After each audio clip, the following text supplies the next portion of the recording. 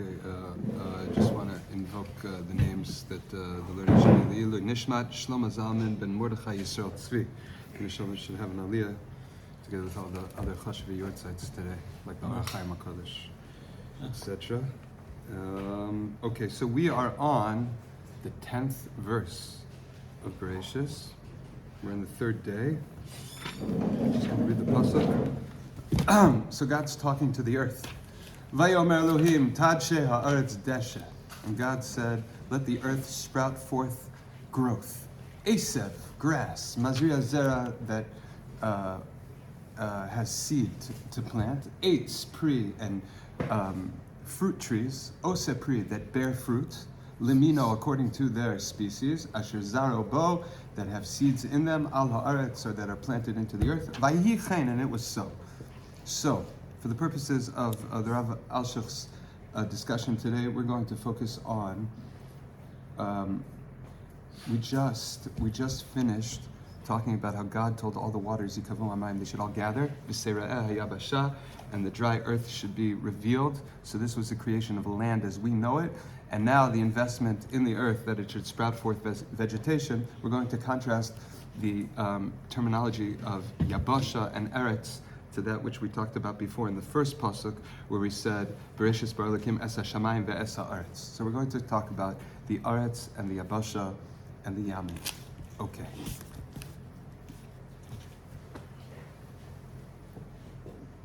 Lemala kara Eretz al klalut ma shetachat hashamayim v'lo el hayabasha. So in the first pasuk of Bereshis, it says in Bereshit, or with Reshit, bara Elokim, the heavens and the earth. God created the heavens and the earth. And we know that that was, according to the way we're learning now, that was on the first day. Now we're on the third day, and God is talking to the Aretz, which is the same word that we used in the first pasuk. And that's after there was this transformation of Yabasha.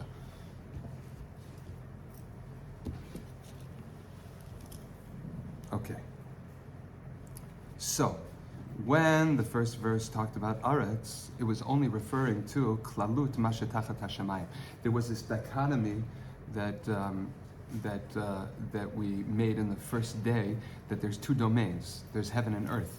But earth over there did not directly relate to the actual, what we call earth. It was just everything under the heavens. Meaning the whole domain, the lower domain, is referred to as earth, not the dry land. Ke'amro, like the verse says, the second verse says, "Va'aretz haisa tov vavo," that what we call Aretz in the first pasuk was the entire domain of the lower region of creation, which was all mixed up in tov vavo.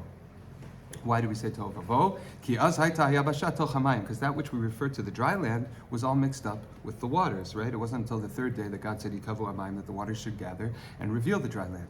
V'chein, and similarly, el meimos she'aleha, and even the waters that were on top of the Yabasha at that point, in this earlier stage, we referred to them, the waters that were on top, also as Pinei Tehom, the face of the abyss, which we know, after the earth gets worked out, that's beneath the earth. But here it even covered the earth so that it was facing the upper waters. So that phrase that we use, that word, Aretz, refers to that entire domain initially. The Ata, and now at this point in our story, Yiched Lahen Shemot, God apportions or singles each stage out with particular names. Layabasha, it said, the verse says that God called the dry land Eretz, earth. So, meaning now that there's Yabasha, that's what we will be referring to when we talk about Eretz. Or the Mikveh Hamayim, and to the collection of waters, Yamim, we will call them waters or oceans. Okay, so he's noting that we're changing the usage of the word Eretz at this point in the story. Eretz now can refer specifically to the dry land itself. Od kiven, and further, the verse intended, she'im shekarka hayam gamu chelek me'aretz.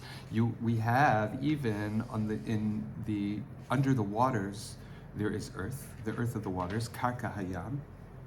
That too, even though it is part of what we call Aretz, lo kara Eretz rak el hayabasha bilvad. But God is only referring to the dry land in the pasuk when he says Eretz, ve'el karka ha'aretz kara yamim, and the land that was underneath the waters, it's referred to as yamim. So Yamim refers to both the waters, the collection of waters, and the earth that's underneath them. That's still called waters. Whereas what we call Eretz proper, that's only the dry land. Kemadat Amar, like the verse states in Yeshayahu, Kemayim liyam mechasim, like waters over the, what would you call, what's in English a good word for the land in the ocean? Is there a special word for that? Seabed. I guess, yeah, okay. So the verse says that the knowledge of God will engulf the globe like water covers the oceans. But really, he says over here, it means that the oceans cover the yam. What's the yam? The seabeds. So you see that yam, even though literally it means oceans, it refers to the earth. The element of earth that is within the domain of ocean is referred to as yamim also, and not eretz. Eretz is only the yabashana. Okay? Uma shekara yamim, and why is it plural yamim, velo yam, and not the ocean? Why do we refer to the collection of waters that occur in this verse? They're all contiguous, and it's all one collection of waters. Why should we call them yamim, many waters? Amru Rabbeinu Zal, so our sages say in Bereshit Rabbah, she'ena dome tam dag ha'ola me'ako le'ola me'aspamia, because the taste of a fish that you bring out of the waters of Akko does not taste like the fish that you pull out of the waters of Aspamia. Rashi brings this medrash actually in Chumash, and this is to refer to the fact that within the water itself, even if it was one collection of oceans, it was contiguous, each region has its own unique identity and characteristics that you could even taste in the fruit of those particular parts of the ocean, so that the fish, which are like the animal manifestation of the waters themselves, right? The fish and the water are inseparable. They actually taste different, right? Because they are from different parts of the water. So when we say yamim, rabim, we are noting the fact that even though it's one contiguous body, there are regions that have unique characteristics. Okay? The efsher, and it's possible, ramaz, that the verse was hinting, masha amru rabbeinu zal, to that which our masters said, shehu yitbarach, that God blessed be He, higbia me hayam, He raised the waters of the ocean along the sides of the earth, ala aretz, l'sheyir milfanav, so that the denizens of the earth should fear God. Birot, when they have to confront daily, ki al derech nes mitkaimim ba'olam, that they are basically alive and they're being sustained miraculously, because the water is being suspended, right, so to speak, against gravity. V'im yashiu, and if they are wicked, ein tzarech lipara mehem, God doesn't have to do much really to enact justice. Ki im lahaniach hadavar al hateva, but just to leave the waters then to their nature. V'yishbechu al haaretz, and they will descend and wash out the earth. They'll pour onto the earth. Ki lo avid kuchabrichu nisa l'shikrei, because the Holy One, blessed be He, does not make miracles for shikri, for that which is not true, that which has no integrity. The kasher haya b'dar enosh, and we find, like the Medrash says, in the generation of Enosh, shehitzif shlisha shel olam, that God actually washed away or covered with water a third of the earth. This is, we've mentioned this a number of times actually, previously. V'zeh yomar, and that's perhaps what the verse is referring to when it says, Vayikra Elohim layabasha eretz, that He named the dry land Eretz, Lashon Ratzon. Eretz, etymologically, he wants to posit over here, is related to the word Ratzon, which means will. Lirmos, to hint at the fact, ki hayoto yabasha, the fact that it is currently dry land. Hu Ratzon habore, this is only because God wills it that way. Velo teva, not because it is its nature, meaning it is defying nature in its current state and manifesting God's will. Ki halo, because behold, ulemikveh hamayim kara yamim rabim. The collection of waters over here is referred to yamim, plural, many waters. Why? Lirmos, to hint, ki noadu, they were set aside, dedicated, lehasos rabim, to become great. Bihi shavcham al penei haaretz kasher haya, in their pouring forth onto the world like it was, ki tchila, because initially, haya shlisha olam yam, 1/3 of the world was water, ushnei shlishim yabasha, and 2/3 were dry land, uvidor enosh, and in the generation of Enosh, kara lemei hayam vayishbechem, God called forth the waters of that body, vayishbechem, and it poured on the earth. V'na'asu shnei shlishei ha'olam yam, and 2/3 of the world became ocean. V'hu ka'atra'a l'chol hadorot, and this is as a warning to all the generations. Okay, so there we have, that's the end of this piece, and we addressed basically the name Eretz and the idea of Yam and Yamim. Could you elaborate on that last passage a little bit? Yeah, When you translated it, it says V'hu ka'atra'a l'chol hadorot, and this is as a warning to all the generations. Is that what you're referring to? all of the last sort of way. The conversion from 1/3 to 2/3. That part? Okay, rewind. V'zeh yomar, and this is what the verse means when it states, Vayikra Elohim la'yabasha Eretz, that God called the dry land Eretz, Lashon Ratzon, a language of will, right? It means God's will. Lirmos, to hint, Ki heyota yabasha, the fact that it is now dry, Hu Ratzon al boreh, that is only because of God's will, V'lo teva, and not nature. It's miraculous. Ki halo, because is it not true that ulemikveh hamayim karayamim, that the collection of waters will be called many waters? What does that mean? Lirmos, that last part hints at the fact hinoadu, that this water, the ocean, is set aside and dedicated lehasos rabim, to become greater. Why? Bihishabcham al penei haaretz, when it falls forth on the face of the earth, kasher haya, like it was in the generation of Enosh, that the waters become rabim. Why? Because what was only 1/3 initially of the earth will now become 2/3. Kitchila haya shlisha olam yam, because initially the earth was only 1/3 water, ushnei shlishim yabasha, and 2/3 of it was covered, was dry land.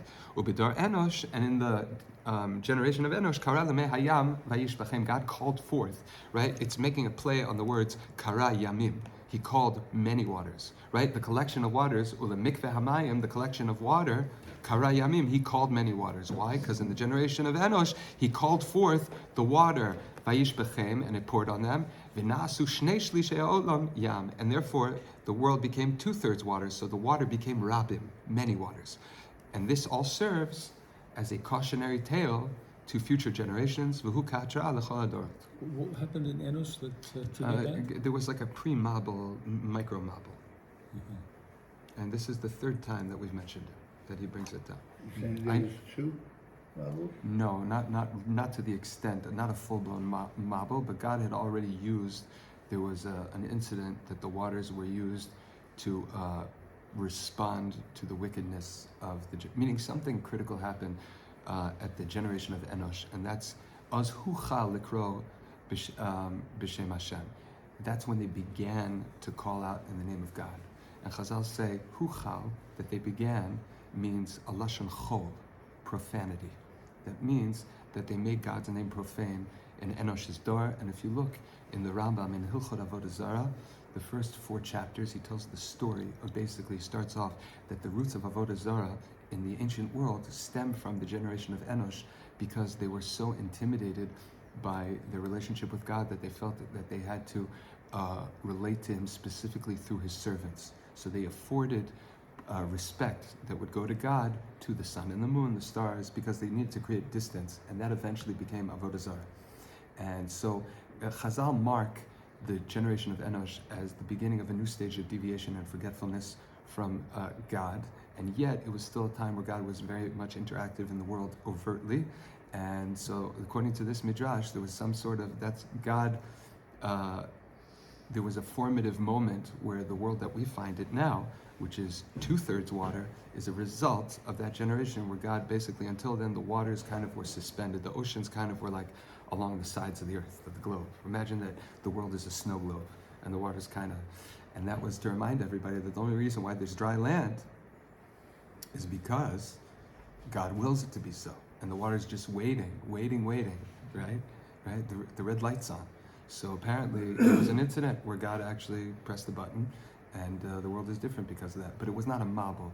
The mabul, as we will see, was unprecedented, and God swore that there would never be anything like it again. Even though we know that it's a common theme, God uses water all the time to the big story of Mitzrayim, we know, right? And not only that, according to the Gemara, the whole calculation of Paro to throw the babies in the water specifically was because he thought he could avoid a mabul or retribution through water, because God promised that the mabul, there wouldn't be another mabul. So I wouldn't call this a mabul. This was kind of, but there is a theme about water. Right. And washing it. And if you look in the Zohar HaKadosh, especially Parshas Noach, it talks about the upper waters and by the mabul there were upper waters that came down, and the waters of the abyss were uncorked and they came up. And it talks about it was hot waters. And there's a lot of symbolism. The Zohar HaKadosh explores why retribution is being met specifically through water, and how water is supposed to be normally a life-giving substance. As we said the last time we met, the Alshech HaKadosh points out that because the verse says Olam Chesed Yibaneh, that the world is fashioned out of kindness, that's why the primary ingredient, so to speak, of the elements for all creation was water, because water is supposed to represent Chesed. So there is there is significance to all this. And that's the story with Enosh. So how many generations after Adam was Enosh, roughly? Less than 10, maybe 5. I don't know offhand. I know that 10 generations from Adam to Noach, and 10 generations from Noach to Avraham. Before Noach, you have Chanoch and Mesushelach. You have but you could look it up. Let's see. I don't know if it's a 4th generation. I don't know why that's in my head, but I don't want to say without looking. But you can count it. Okay. The point that whole story is only possible after the Chet. Meaning the idea of humanity being aware of a God and yet trying to mediate their relationship with him is meaning how was God forgotten? How did people start pretending like there's no God? So there's a story, and it starts off. It wasn't on. It was by taking pains because of what happened. Okay. Okay, so that's that piece. Any questions before we move on? Because of which thing happened, did you just refer to? Sorry? Because of which thing did you mean happened? I'm just saying that if you look in the story, the earliest generations in the context of the Chumash is really a story, or the Torah is a story of an interactive relationship between God and humanity, which is really becomes the Jewish people. So all of Bereshit is basically setting the stage for it, trying to, everything that happens with all the individuals and the generations that are mentioned in Bereshit is setting the stage for the creation of Am Yisrael and Shemot, right? So basically, because of this, one of the implications of what happened in Gan Eden becomes the way that the generation of Enosh responds, meaning it's a response to, they create the roots of what ultimately becomes Avodah Zarah. And what's very beautiful is that the Rambam, in his story, he shows how when the pasuk says by Avram, it says like 2 or 3 times in the beginning of Avram's story that he goes out and he calls B'Shvayikra B'Shem Hashem, that is a tikkun for Enosh, and that's how we understand that when it says by Enosh that they called out the name of Hashem, it was Avodah Zarah, and not calling, because Avram Avinu is using the same lashon, and what do we know? Avram Avinu is fighting Avodah Zarah. So anyway, it's part of that story, and when we get to those things, maybe we can spend a little bit more time on it. Okay, so now the verses in Yud Aleph and Yud Bet are talking about the vegetation. Okay, I'm just going to read to you. Pasuk Yud Aleph. Vayomer Elohim Tad Shei Haaretz Desha. We read this, right? That God said that the earth, the Aretz, which we know now refers specifically to the dry land, Tad Shei Haaretz Desha, it should sprout forth growth, a covering. Esev, grass, herbs. Mazria Zera, right? That seeds that can be planted. Eitz Peri Osepri, a fruit tree that gives fruit. Seems superfluous. Lemino, according to its species, that a peach tree should not give forth apples. They should be consistent to their species. Asher zaro bo ala aretz, that can be planted, they have seeds to be planted on the earth. Vayihi chen, and it was so. Okay, let's see what we got cooking. Pshuto shel mikrahu, the regular surface pshat of this verse, kitziva yitbarach, that God commanded the earth, Totzi eitz pri ose pri, that only a fruit-bearing tree should give fruit. Kilomar, however, eitz she'eno eitz pri, but a tree that does not give fruit, shehu ilane srak, which are, there's different types of trees. There are trees also used for shade. Lo yasu pri, they should not bear fruit. Vayihi chen, and it was so. That's what the verse seems to say.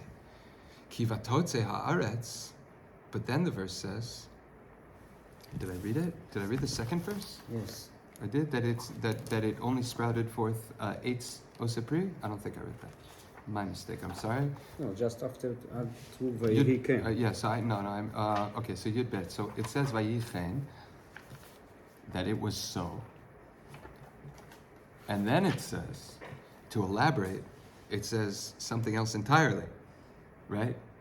Vatotze haaretz desha. So indeed, the earth sprouted forth a covering, asev, grass, mazria zera, right? That had seeds that could be planted, limineo, according to their species. It's very fascinating because the first verse does not say limineo to its species by the grass, only the trees. And here it says that even the grass had integrity to its different species, right? The eitz osepri, and a tree that gave fruit. It does not say, the commandment was eitz peri, a tree bearing fruit, osepri, to make fruit, but this just says the eitz, a tree, any tree, nondescript, osepri, makes a fruit. Asher zaro bo lemineo, that could be planted according to its species. Vayar Elohim kitov, and God saw that it was good.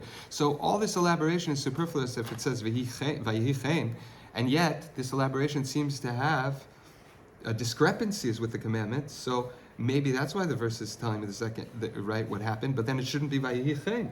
So you're saying that even the trees for the shade bear fruit?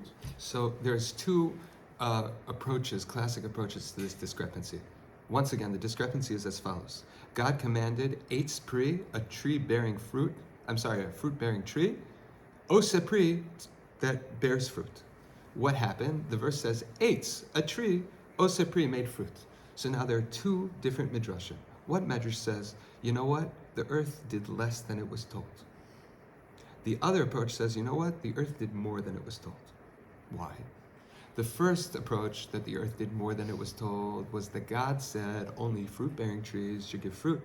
But even initially, the earth produced, all the other trees also gave fruit, so it did more. The other approach is it did less, because a fruit tree was only supposed to give forth fruit. Not that it was only, but that when it says eitz pri, a fruit tree, osepri, that makes fruit, it means that all fruit-bearing trees should be able to be eaten just like their fruit. In which case, when the earth produced a tree that bore fruit, we know that the trees themselves are not commonly eaten, except for a few that the Gemara notes. One of them is pilpil shachor, and that is it's deemed spiritually as a special fruit, special tree because of that. But the point is that the earth was supposed to produce fruit-bearing trees that they themselves were edible, and it did not. So those are the two different approaches to the discrepancy between the two psukim. And the point is, before we get there, that even though the first verse says that tzivoy, God commanded the earth, and then it says, and it was so. And then it proceeds to elaborate with discrepancies. So what is the ultimately, at the end of the piece, we have to address, what is the function of vayihi chen in Bereshis when God says it was so? Does it mean it was exactly so? Not necessarily. Okay? Mm-hmm. So now,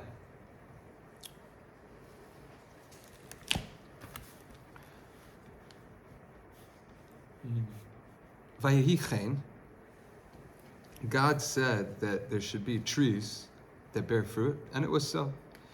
Ki vatotze haaretz eitz osepri.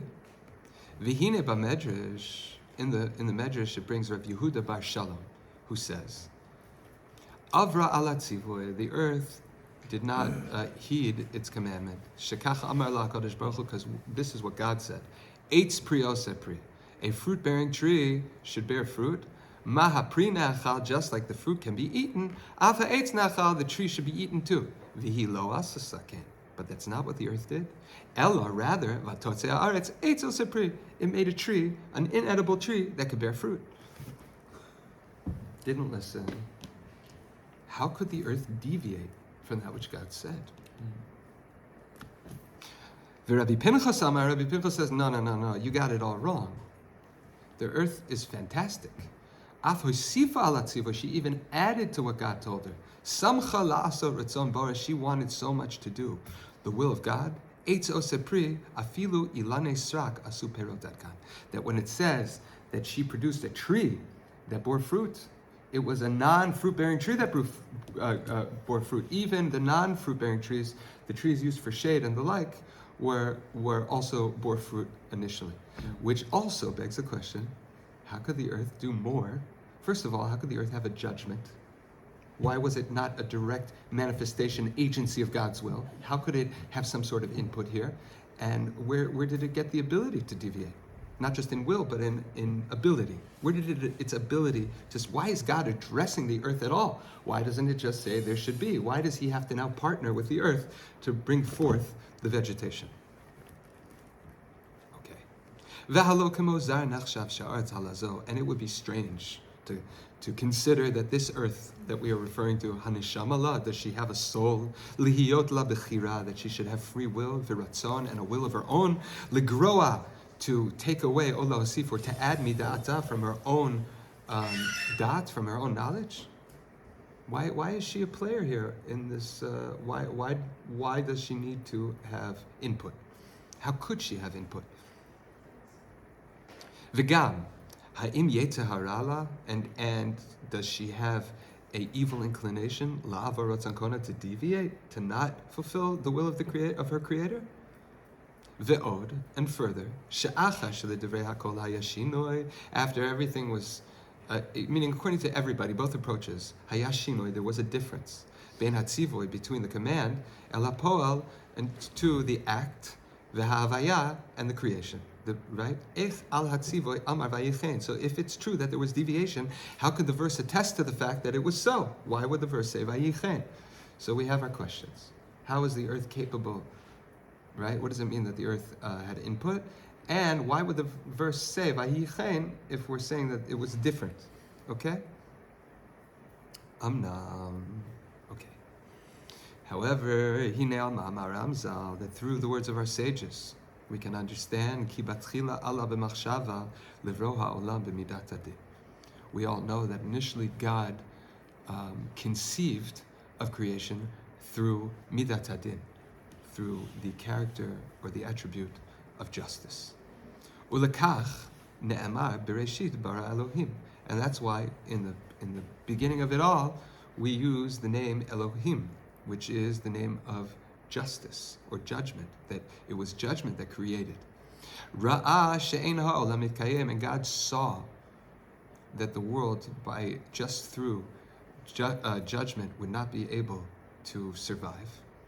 Shitef bo midat rachamim, so he partnered together with it the attribute of mercy. V'zehu, and this is what the verse is referring to when it says later on, Bayom asot Hashem Elokim, on the day that God, Havaya, the name of Chesed, of Rachamim, Elokim, the name of Din, together, the pasuk puts these two names together. That verse refers to the creation as not bara, create, but asot, made, and it puts together the name of mercy and the name of judgment. And so Chazal say, they explain this to mean that God initially contemplates the world or conceives of the world in its purest spiritual root, based on Din. And then, in order for it to be viable, he attaches to it the attribute or the character of mercy. Okay? It's interesting that bara is linked with the din, and asot is linked with the combination of the two. That's exactly the point, because bara is a level of creation that is yesh me'ayin. And asot is when you take things and you put them together. Okay? So bara, we're referring to an initial stage of creation, which is Elokim, and asa is the shituf, where he's putting, right? It's a fashioning, asa. So he's taking midat hadin and midat harachamim together. That's what asa means specifically. Okay? Adkan. That's the medrash. Where does that come from? What is said about Asa? Oh, well, okay. So if you read the Sheshet Yemei Bereshit, you'll see that there are different verbs used by God. There's bara, there's vayitzer, there's asa. And those all refer, if you look in the context, you'll see that they're different levels. Meaning bara is when there was nothing and God says something and there is something. Yatzar is like by a human where he took the earth, it says, and he fashioned it. And it says vayitzar because he made a tzura betoch tzura. There are all these midrashim that explain these verbs. Asa is asiyah. That's already when you make something out of things. So there's different levels. And that's by the way, that's the Mekar for how the Mekubalim talk about the different, right, olamot of Bria, Yetzira, Asiyah. Atzilut doesn't appear in the Chumash till Bahalotcha. Anyway, okay, so now we have this midrash. V'hikshenu lema'ala, and earlier we asked, she'im kein, if this is true, echne amar bara, how do we use the verb bara to create? V'kasavnu, and we wrote, shemachshavto yitbarach po'elet uboret, meaning, if you understand this medrash on a pashut pshat, that it was like kind of like an idea, but then God rejected the idea, then how could you say bara Elokim? That means that God actually created it with midat adin. So it doesn't mean that, right? It means that God actually created, meaning initially the roots of the universe are din. It actually exists like that. Ach bedakut velo geshem nitpas. Okay, that we wrote that initially the level of the stage of what we call bria is on the level of machshava. It is the finest, most ethereal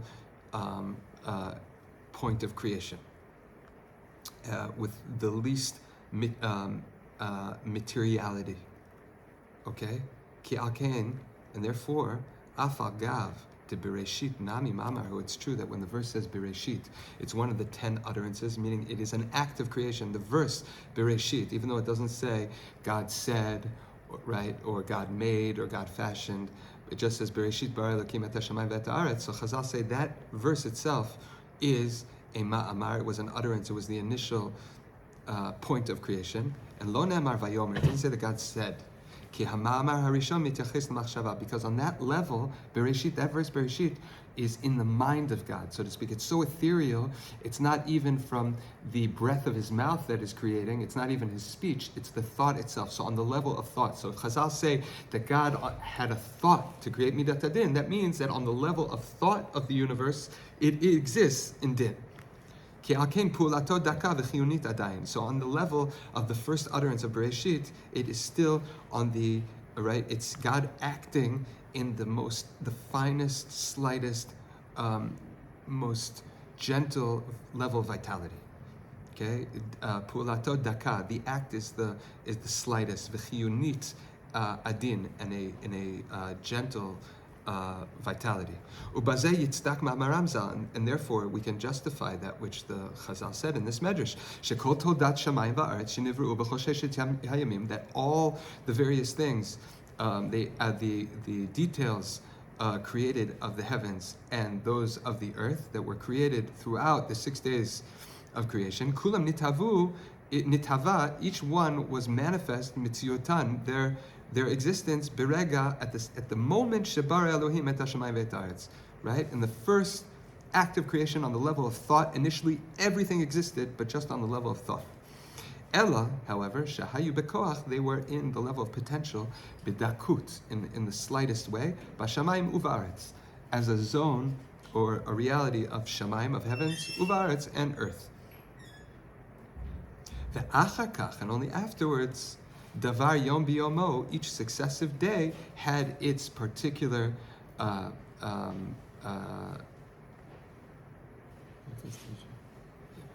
each thing on each particular day, haya yotze el hapoel, would come out into actualization. Okay, so meaning everything existed in the initial moment on the level of potential, and each successive day of creation is God bringing it out more and more and more into actuality to the degree of materiality that each aspect has to go. Like we have mentioned many times. Kamadat Amar, like the verse says, Totsei ha'aretz, that the earth now has to release or exit from it. Meaning, why this addresses the question we had before, right? Why is this level of creation being addressed? Why is the tzivot being addressed to the earth, right? because somehow this next level of creation is more of a manifestation of the potential which already existed in Aretz. Okay? Ve'ein safek, and there's no doubt, kilule haya ba'aretz az koach chiyuni, if the earth itself on that level of Bereshit did not have its own sort of power of vitality, lo haya yitbarach mitzaveh la totzi ha'aretz, God would not have addressed it and commanded it to spring something forth. Ki im haya omer, he would have said, Yetze me haaretz. He would have declared it should come out of the earth by itself, right? So why is he addressing the earth? Because the earth has some sort of quality of vitality itself. Ve'ed memaher lezeh, and a swift witness to this, Amram Zal, is that which our sages say in Bereshit Rabbah, Totze haaretz nefesh chaya. Because later on we're going to say that the what ultimately becomes animal life and living creatures also springs forth from the earth, as if that vitality that ultimately manifests in living creatures was latent in the earth itself. But you're suggesting that the vitality has to have with it independence from God. Is that what you're saying? Because otherwise, how could it deviate from what God told it? So, imagine that God invests the domain of earth with this ethereal vitality, and ultimately that becomes a physical earth. And now everything that's yet to spring forth from the earth is also all that's latent in. So he's calling it forth, but it's still part of the earth. So he's addressing the earth, which means, like you're saying, that the existence of that living force already is a being. So we've already moved away from angels, which does not have, an angel doesn't have bechira, to a physical earth that does have bechira? I think there's a misnomer here. And that is the word bechira. Because bechira does not mean judgment or your own thoughts. It means when you're in conflict between your Yetzer Hara and Yetzer Tov and you choose. Malachim have absolutely no Yetzer Hara and they have no interest at all of deviating from God's will. However, they do make calls that they're not authorized sometimes as anticipation of God's will, and we see that God punishes them or takes action. Not only are there many midrashim like that, but there are psukim. For example, the pasuk says in Parshas Vayera, by Lot, when the Malachim they're trying to save Lot, it says, Ki mashchitim anachnu, because we are here to destroy. And the next pasuk says that they were frozen, they couldn't move, and Rashi brings a midrash because they overstepped their bounds. So you can have poor judgment, like we find, meaning all existence, all living things, once it manifests, that's a level of individuation where a God makes a miracle that something could see itself as separate from him. And if to the degree that it's invested in ratzon, right? The earliest level of being at all is ratzon, which is manifestation of God's ratzon, right? So it has a ratzon. To the degree that it is aligned with God's ratzon and can manifest it, there's no deviation. But it has its own, meaning it's exactly like you're saying. It seems to be that once God is addressing that chiyunit, that vitality. But bechira, chafshit, like we say usually, that's a function of when you have a choice between two poles that you're being pulled. They just have a lack of dot, meaning how close is their dot to the Ratzon HaBoreh? They're not God, they can't conceive of where God's coming from, and they have to make a judgment call in interpreting God's will. Meaning God created that reality for himself the second he made a creation. But this is the first example of any creation having its own kind of will and... We will pause, and I will note this phenomenon just for you in 30 seconds. We have, on the third day, we have this deviation. On the fourth day, we have the sun and the moon. Okay?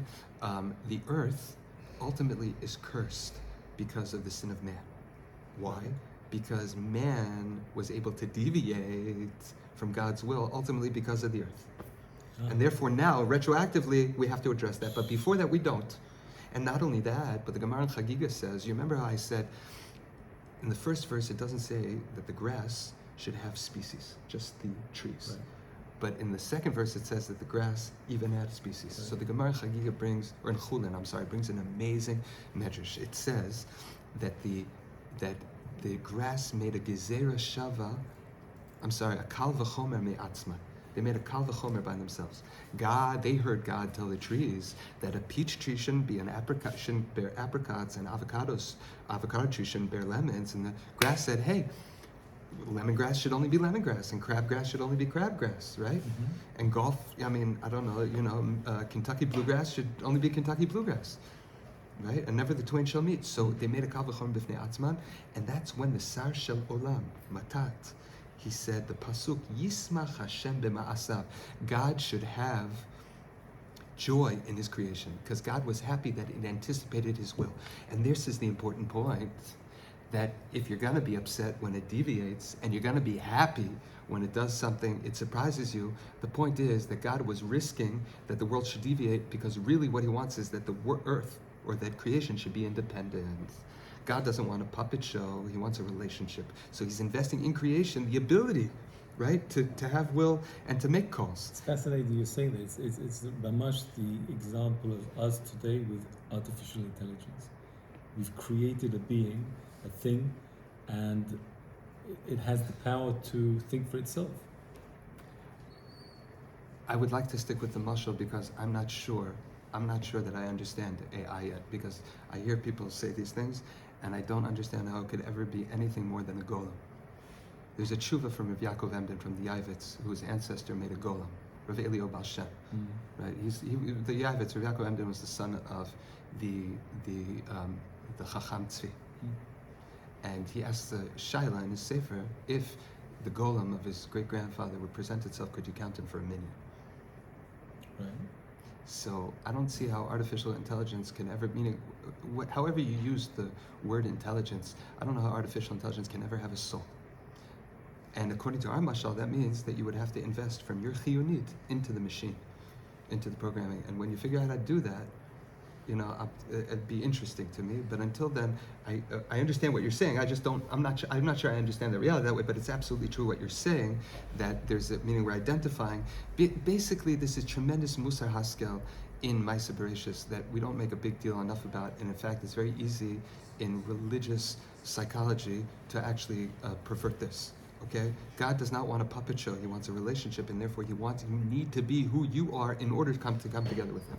Okay? And therefore we see that this is in creation itself, this was invested in creation. And therefore the story of creation is punctuated by these events to note also the evolution of this idea of being and will that God's relating to, that ultimately, it's not just that that humanity is the crowning jewel because he's a result of all the orders of species that were created forth that go into him, but all the different levels of being, also in spirit, meaning man has all that inside of him, so that the Adama itself now has to be identified retroactively and addressed because of what Adam did. And God left room for the sun and the moon, all this stuff is very, very important for God. That's what God wants in his creation, as expressed in the verse, Yismach Hashem b'ma'asav, God should rejoice in his creation, in his making of things. Okay, we're in the middle of this piece. How are we doing for time? I think we're nearly at the end of the time, so okay. I think let's finish this piece to the paragraph. Okay, so I'll end at the end of the paragraph. Yeah. Okay?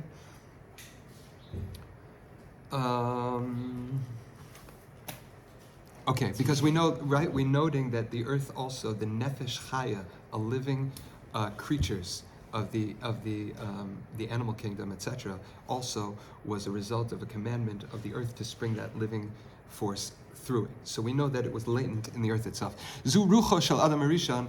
Chazal say when the verse says Totzei haaretz nefesh chaya, this is actually the spirit of Adam himself.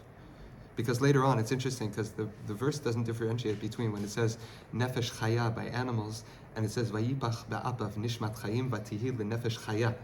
As if when it talks about a new thing about Adam Rishon, it uses the same description that it talked about the animals, nefesh chaya, and that's where Uncle says ruach memalela, a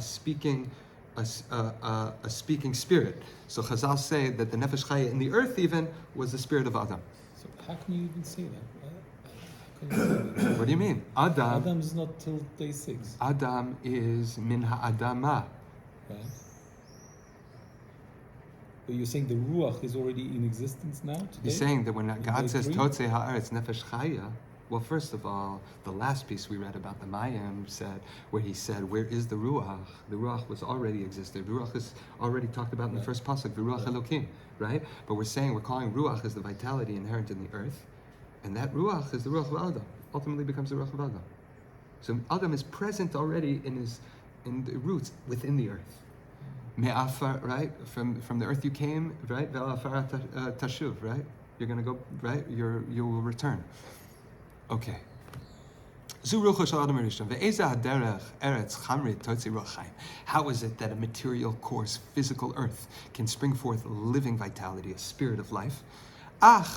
Must be, ein safek, no doubt, ki ruchaniyut b'tzad ma hayaba. It had a dimension of spirituality. And furthermore, well, it still had this on the level of that creation of the first day. Shahita adin adayin beruchaniyut. It was still on the level of spirituality and a potential, and not yet fully actual. V'lo kan taha achirut, and it still did not acquire for itself its coarseness. Halaz, that particular materiality. Ad chet Adam, until the sin of Adam, ve'era ra Hashem, and God cursed it. Meaning, ultimately, the earth that we know today in its coarsest form is a result of Adam Rishon's sin. So even before Adam Rishon even at the time that Adam Rishon existed, the earth itself was far more spiritual, and that could explain also why God actually addresses it, right, at the sin of man. But ofen, and at the through the aspect, or in kilo yipale himatze ba'aretz bechira pola. You have to understand that it had enough spirituality to the degree. But ofen kilo yipale, you should not wonder himatze ba'aretz, that it could be found within the aretz bechira, a choice, upu'ula, an agency. V'lo shekivna lachlok in kona chas v'shalom. She did not intend to argue with her creator, Chalila, Lema Da'amar Sha'avra. According to the opinion, the medrash that says that she did not listen to God, that she did less than what God said, she did not mean to do less. Achashva, she just thought, we're going to be Malamed Zchut now on the Aretz. Ki lo yakbidhu yitbarach. She thought that God would not mind. Ki gam shiratzon melech lahotzia davar shalem b'lipso. Just like the king, the will of the king is that things should be produced that without any chaff, without any uselessness or unnecessary aspect. Halo yesh bechina acheret. There is another aspect. Ki halo lo yibatzer mi sheyochal gufa ilanot. That it should not stop. Okay, so it's like this. You might think that the reason why the earth did not want to produce trees that could be edible, it's not just, meaning the will of God was that there should be no psolet. That if the fruit-bearing trees shouldn't just be for the fruit, you should also be able to eat the tree. There should be no psolet. Psolet meaning? Psolet is waste, yeah. Halo yesh bechin acher, there's another issue here, and that is, ki halo, behold, lo yibatzer, it will not stop, mishiyocha guf ha'ilanot, for somebody to eat the body of the tree itself, umagam lezulat ba'alehem, and what about people aside from those that own these trees, v'yitz de'ha'olam mikol eitz, they'll deforest all the trees. Meaning, the earth was concerned that if the trees were edible, the trees would be wiped out. The tree did not think, hey, maybe I shouldn't make a tree that could be used as paper. Because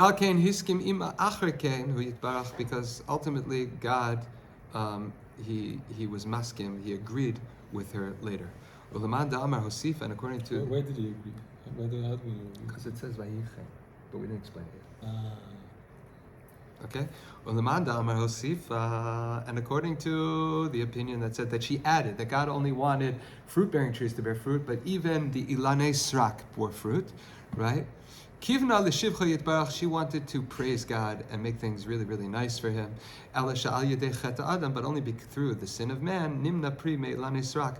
Okay, so he says, according to the medrash that says that non-fruit-bearing trees bore fruit, that was true till the sin of Adam, and it's only because of the sin of Adam that they no longer do so. Ad la'atid lavo sheyitukan ha'olam, until the future when the earth is, when the world is, gets its final tikkun, then the ilanei srak will continue they will once again bear fruit.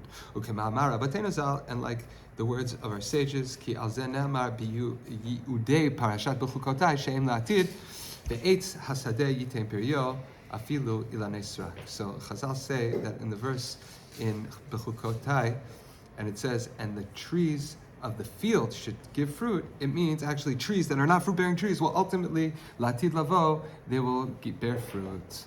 But the critical thing is that now we have definitively said that we have bechira, that the earth has bechira. But he doesn't mean bechira here as a function of two poles of an animal soul and a godly soul. That's how we use bechira. Bechira means that it makes a choice, it can make calls. But it's not that it's being compelled, or there is a part of it that's compelled to do something not what God wants. I mean, we use bechira very differently. But if you look at choice, whenever you have a choice, there are two possibilities. That means you can't have two wills. You can only have one will. So the minute you have a choice, you've gone away from God's will. No, choice is a function of perception, meaning interpretation. I could tell you something, and you will automatically interpret it because God's word is so much bigger. And you, only through your being, you can interpret it in a way that's relevant. So God told something and it mediated it through its dot, which means that it created certain kinds of options of how to understand. That's how I would say. It's not that meaning, colloquially in Judaism, the way we use bechira, that means that why did God create bechira for schar ve'onesh? Right, so that you should be punished. Why? Because you need to have something compelling you to do not the will of God in order that it should be meaningful that you do the will of God. There was no sort of setup here with the rest of the creation like that. God did not give it some sort of ability to deviate because of a deviating will. It just gave it the fun ability to manifest. Meaning God says, let's see what this looks like. So. But it must mean that it has some sort of intelligence. Yes, it has, we can even say an imagination. It has a perception, but it has no will other than to do the will of God. It's mediated through its understanding and its being. And since it is an aspect of creation, it can't do a total, meaning it will always be through the lens. God chose to manifest creation through the lens of the Aretz, which is a being. He invested it with being. And that's really a model, to understand really in a greater sense what God wants of creation, generally speaking. That he wants it to be able to interpret. He wants the joy of partnering with it. Is it fair to say, we're going to come to it in a minute, is it fair to say that that sort of deviation or ability to imagine, it was brought forward to a different level with the earth and the sun, and then finally with man? Absolutely. So the way I would, because if every day is a successive level of creation, everything is rooted back in Bereshit, obviously, and we see that because just of the relationship of how it occurred within the Adamah that ultimately becomes Adam. Okay, so I just want to restate like this: it was worthwhile for God to risk the ability for the creation to deviate by investing, because He wanted to invest in it the ability to interpret. Because God wants that there should be a partnership, and the manifestation, the level of creation that comes into being should be responsible for its being. He gave it room and license to do that. In order to do that, it was necessary, right? There needs to be an ability to deviate in order for that to be meaningful. But that means you run the risk of deviation. Yeah, but there's also there's also a need or a desire for God to have a relationship with Earth. That's why Earth itself, right? Because also you have to understand. Well, think about it like this: each level on each day. This also ties into what you just said. On each day, God's addressing the highest level, the cutting edge, most developed level of creation at that point. Right. He's always talking to the tip of the iceberg. Right. So at that level, the Aretz is the tip of the iceberg. And he continues talking to it, meaning because all the investment that comes is still from in that. Once Adam is created, then meaning, so it could be that, I don't know, because there are parallels. Like, for example, even though God does address we have to, let's wait till we get to Yom Revi'i, okay? But these are important things. Very good, excellent. It's a paradox we never understand. It's we put all kind of words. This is my understanding. So we have a klal gadol here. Yes. Because of what you're saying is true, we're not interested in understanding. We're interested in understanding just the way the Torah expresses it, because we know the Torah wants us to know something. So the question is, what do we take away from this? All these stories, meaning what was, the Torah gave it to us in a story for us to take something away. Because of what you're saying, right? Okay? All right, very good.